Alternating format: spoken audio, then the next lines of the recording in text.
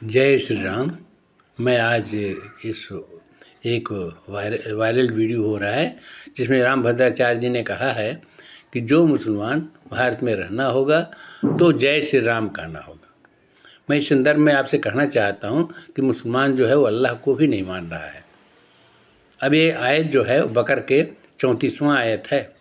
उस आयत में वाक़या ये है कि एक बार जो है अल्लाह थे और सारे पैगंबर थे और आदम थे।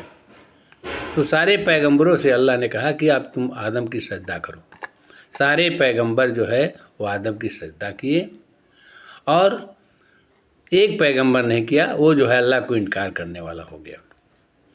तो उसमें स्थिति ये है कि जो अल्लाह को इनकार करने वाला हो गया वह पैगंबर जो है वह जैसे हमारे यहाँ देवता और दानव दो हैं जो स्वर्ग में रहते हैं। तो देवता जो है वह फरिश्ता है और दानव भी फरिश्ता है। तो देवता और दानव में अंतर ये है कि देवता जो है वो अल्लाह को मानने वाला होता है और दानव जो है अल्लाह का विरोध करने वाला होता है। तो उसी तरह से ये फरिश्ते जो अल्लाह को मानने वाले थे वो सजदा किए और जो अल्लाह को मानने वाले नहीं थे वो सजदा नहीं किए, इसलिए वो अल्लाह को इनकार करने वाला हो गया। अब यह प्रश्न खड़ा होता है कि आदम की कौन हैं। आदम जो हैं वो प्रथम पुरुष हैं जिसको हमारे यहाँ मनु कहा जाता है।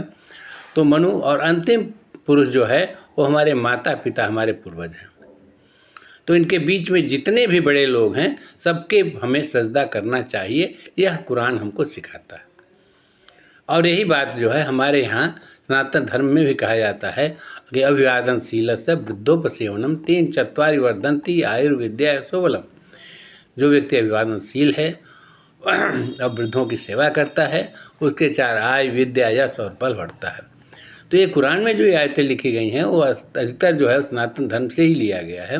तो इसका मतलब ये हुआ कि हर मुसलमान को जय श्री राम कहना चाहिए, क्योंकि जय श्री राम उस मुसलमानों के पूर्वज भी हैं। यदि उनके समझ में ना आता हो तो आज से 1440 वर्ष पहले कोई मुसलमान नहीं था, केवल यहूदी, ईसाई और सनातन धर्म था। उसके यीशु मसीह के जन्म के पहले कोई ईसाई नहीं था।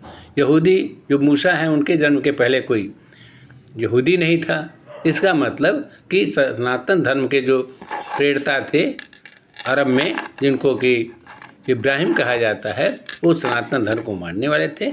उन्होंने 360 मूर्तियों की स्थापना कराई और बहुत बड़े शिवलिंग की भी स्थापना कराई और उन्हीं को 1500 मुसलमान ने उनको स्वीकार कर लिया।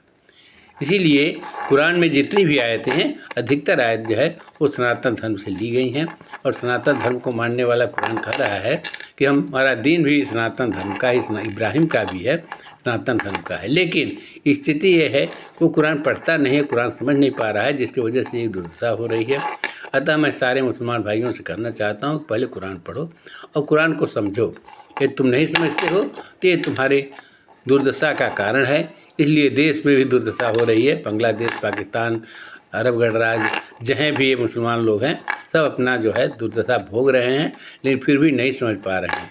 तो एक तो आप हिदायत मान लीजिए इन रामभद्राचार्य जी का कि जो भारत में रहना है तो तुमको जय श्री राम कहना होगा और कहने से कम तुम्हारी एक अल्लाह की एक आयत, जो अल्लाह की हिदायत है, वह आपके लिए बहुत कारगर होगा और उसके अलावा आप जो हैं वह एक अच्छे मुस्लिम हो जाएंगे। क्योंकि मुसलमान का मतलब होता है मुसल्लम ईमान, पूरा ईश्वर पर यकीन करने वाला मुसलमान होता है। एक ही आयत नहीं है, दूसरा एक आयत है जिसमें अल्लाह ने कुरान को उतारा। उसमें ये पहली लाइन है कि कुरान को अल्लाह के अलावा कोई नहीं बना सकता। दूसरी लाइन क्या कहती है? दूसरी लाइन कहती है मैं सारे, अल्लाह जो कह रहे हैं कि मैं सारे आकाशीय पुस्तकों के कलाम को तस्दीक करता हूँ। इसका मतलब ये हो गया कि जितना भी चीज़ वेद, पुराण, गीता, रामायण, जबूर, तौरात, जो आकाशीय पुस्तकें हैं उसको अल्लाह प्रमाणित करता है कि जो उसमें लिखा है वो सब सही है। यदि गीता में लिखा हुआ है कि कृष्ण ईश्वर हैं तो सही है, तुम इसको मानो। यदि रामायण में लिखा हो कि राम ईश्वर हैं तो ये सही है, इसको मानो। तुम जय श्री राम कहो, जय श्री कृष्ण कहो, यह अल्लाह खुद कह रहा है।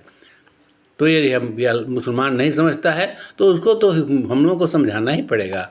वह तो हमारे एक तरह से नाती पोते की स्थिति में है। वो हमारे पूर्वज जो हैं वह हमारे माने उनके पूर्वज हमारे ही पूर्वज हैं, क्योंकि पूर्वज नहीं बदलते हैं, केवल धर्म बदल जाता है लेकिन पूर्वज नहीं बदलते हैं। तो राम उनके पूर्वज हैं। इसलिए सर मुसलमानों को अल्लाह के आदेश को मानते हुए राम जय श्री राम करना चाहिए, जय राम का सजदा करना चाहिए। यही उनके लिए सबसे बड़ी हिदायत है। और राम भद्राचार्य ने कोई गलत बात नहीं कहा है। उन्होंने मुसलमानों को आईना दिखाया है कि तुम लोग इस आयत को पढ़ो और पढ़ने के बाद से इसको अपने जीवन में अमल लाओ, ताकि अल्लाह जो है तुम पर बहुत प्रसन्न रहें। जय श्री राम।